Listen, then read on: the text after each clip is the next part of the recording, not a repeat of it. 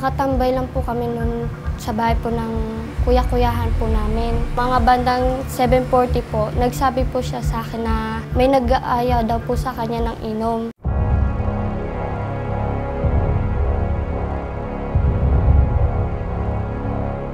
Pinainom na po agad kami noon. Mga ganito po.